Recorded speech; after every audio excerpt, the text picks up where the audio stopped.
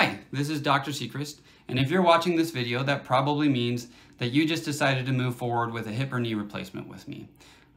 If you're watching this video and you're still trying to decide whether or not a hip replacement or a knee replacement is right for you, you may find some of this information useful in educating you for that decision. But my goal in this video series is to equip patients who are going to go through this process with as much relevant knowledge as I possibly can, so that there's no surprises along the way and we can minimize the amount of anxiety that you're feeling about this. So to those patients, the first thing I would like to say to you is thank you. It means the world to me that you would trust me with your health, that you would trust me with your hip or knee, and it's a responsibility I take incredibly seriously. I want you to have the best outcome I possibly can, and I think that this is a huge component of that. I want you to be fully educated about what this involves, what you can expect, and what you can do to maximize your chances of having a good outcome. The reason that I've chosen to make these videos is that studies have shown that after meeting a doctor and having a medical visit with a doctor, patients typically remember about 15% of what was said.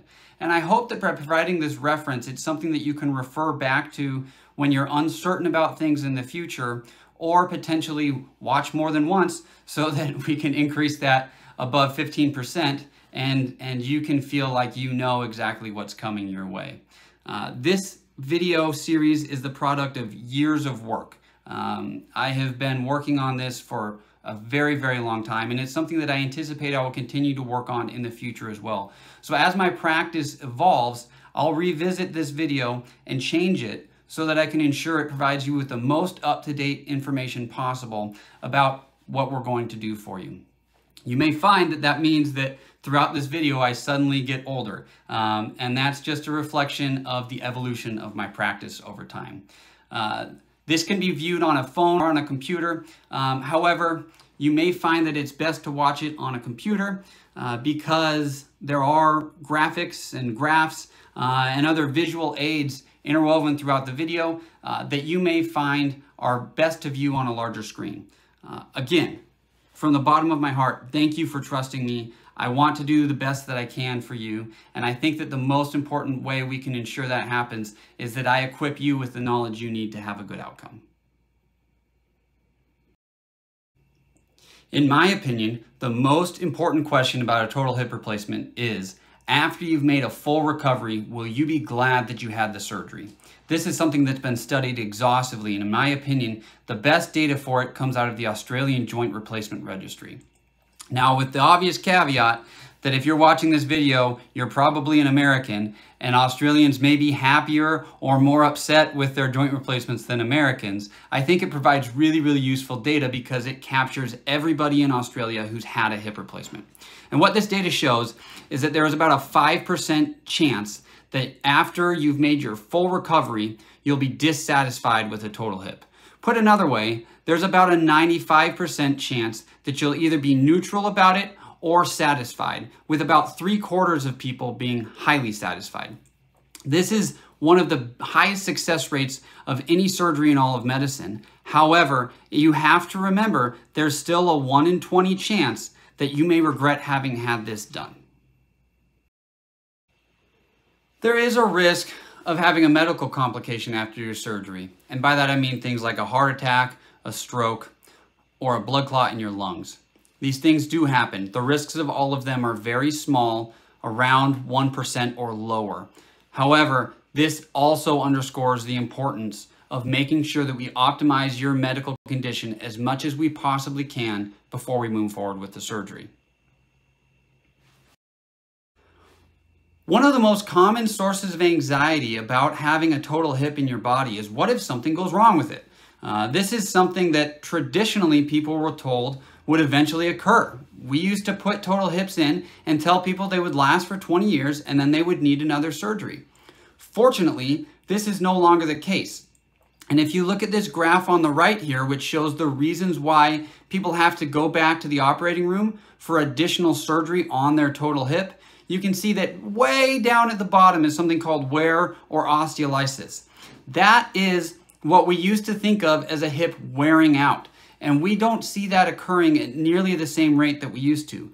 The reason is that we got an improvement in the technology that was used to make the plastics in total hips around 2005. And since then, the hips that we put in subsequently have not been wearing out. And so when I put in a total hip, I expect that it won't actually wear out for the rest of your life. Now, we don't know for a fact that that will be the case because we've only had that new technology for about 20 years.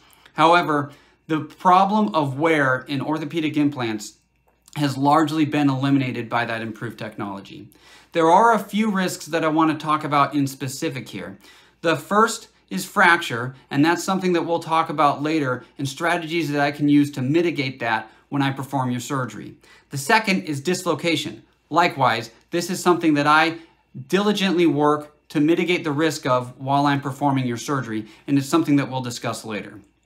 Lastly is infection, and this is something that I actually need you to work on because a paraprosthetic joint infection is something that largely is caused by the state of your health when you go into surgery.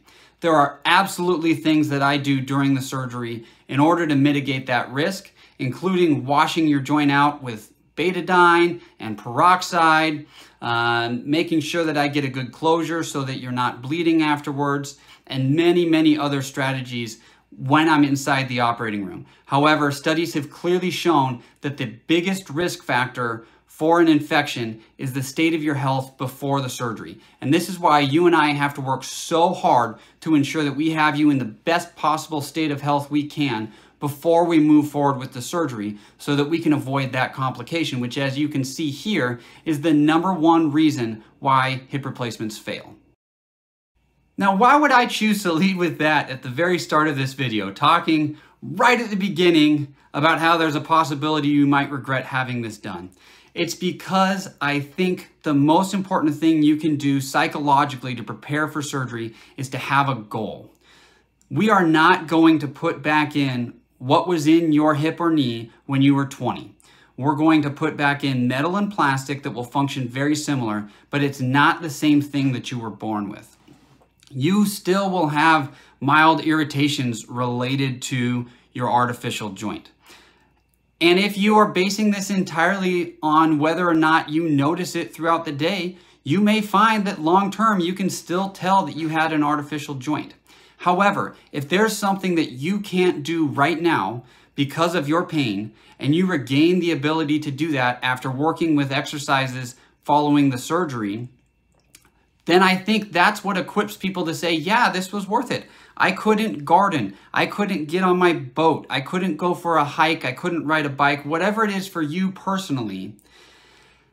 And afterwards, when you regain that ability, that's what allows you to say, oh, absolutely, this was worth it. I got something back that matters to me, and now I'm in a better place than I was before. So that's why it's so important to me that we have goals that are realistic and that we're working towards together as we work through this recovery.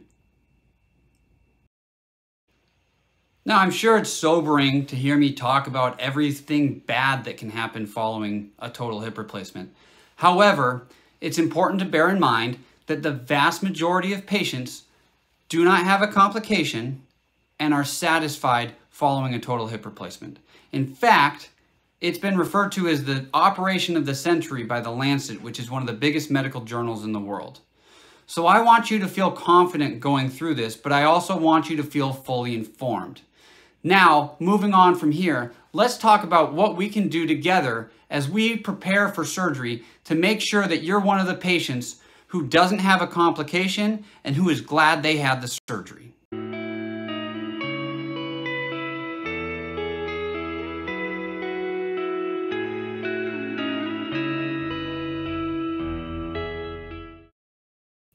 The most obvious thing that we can do to optimize your health before surgery is check on your medical condition. This is why on the day that we booked the surgery, we ordered labs and an EKG. Depending on those results, we may ask you to do certain things before your surgery, and in some cases may even delay your surgery while we work to optimize your health. If you have a primary care provider you see on a regular basis, we want you to go see them and make sure that there's nothing they would recommend you do before your surgery to ensure that you're in the best health possible when that surgery occurs. If you see specialists, we want to know who they are and what you see them for. It may require us coordinating with those specialists depending on what you're seeing them for.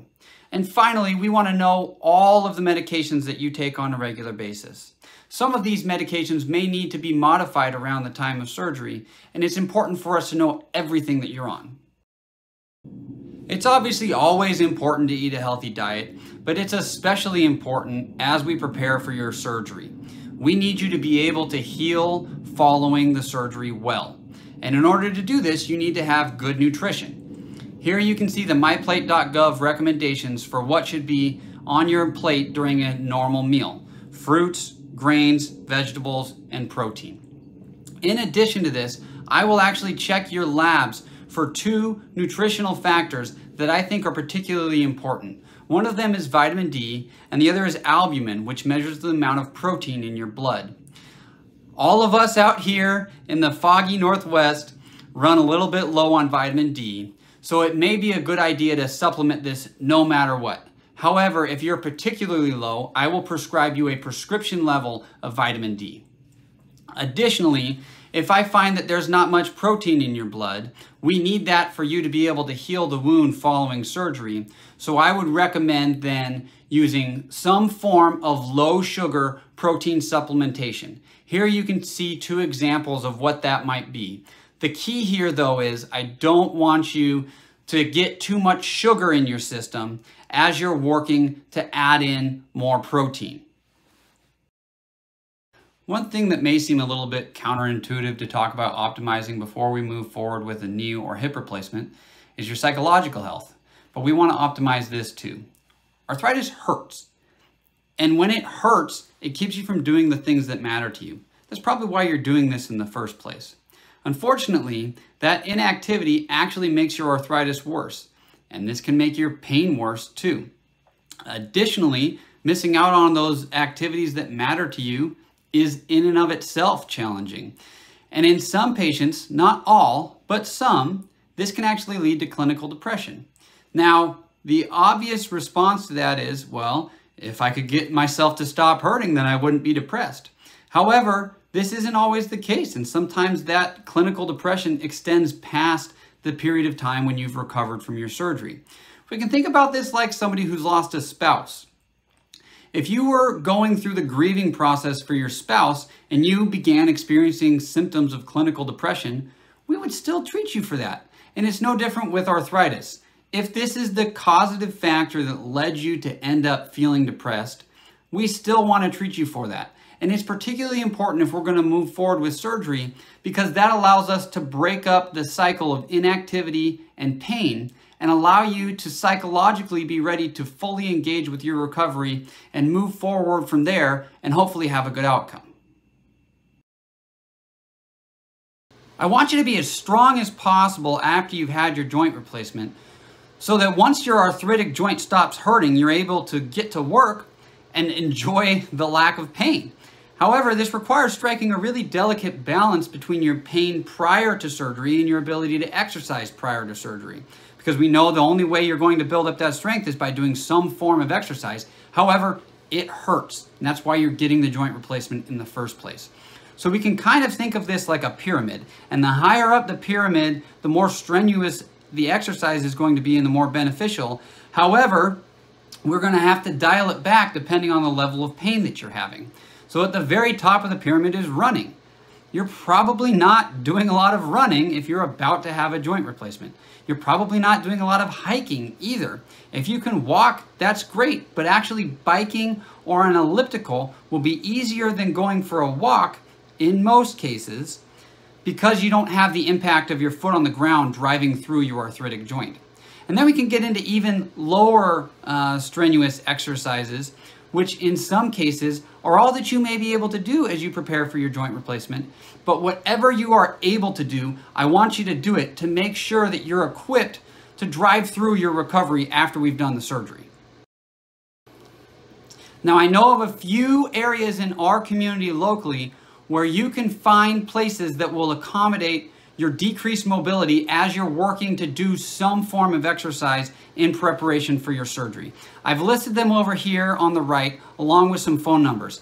If there are additional ones that you know of that you would like to see added to this list, please let me know so that I can let my other patients know where they can go to find some form of exercise while they're getting ready for their surgery and potentially afterwards as well. Obviously, surgery hurts. And there are things that we can do before the surgery to try to help you manage that after the surgery. Far and away, the biggest thing that you can do is, if you are currently taking opioids, stop.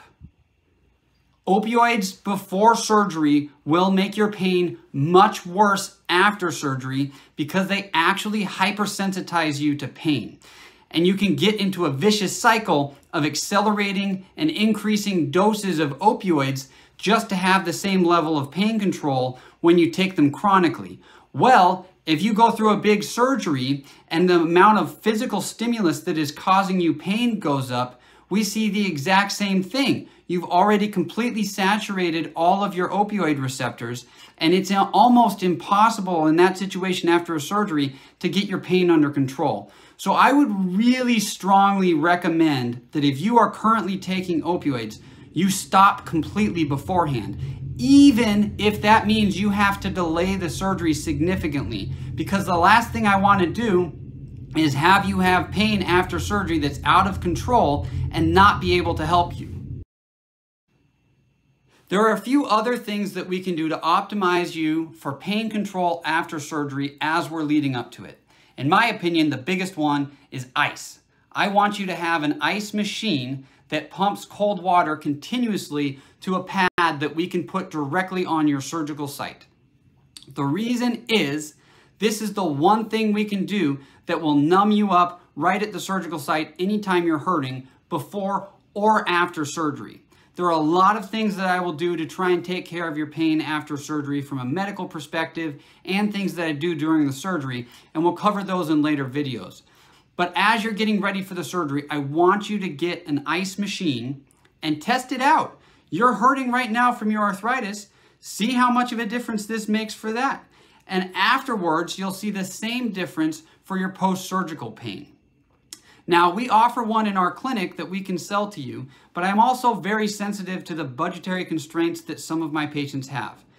You don't have to buy it from us. It's available elsewhere, and there are other machines that function exactly the same. If you want to get something else, please go ahead and do so. But I really want you to bring one of these with you, and I will personally ensure that it is on your hip or knee before you wake up from anesthesia, so that you're being iced before you even know that you've had surgery. There's surprisingly quality evidence for meditation as a way to control pain as well, including the pain associated with the surgery. There are numerous resources out there that will take you through a guided meditation or mindfulness session, and it's worth giving it a try. If this helps you to control your pain, it's much, much better than taking a medication, even if it may seem counterintuitive that it would work. On the screen here, I've got 2 apps that offer guided meditations and mindfulness. However, if you just punch in on YouTube, meditation for pain or mindfulness for pain, there are numerous resources out there for free as well.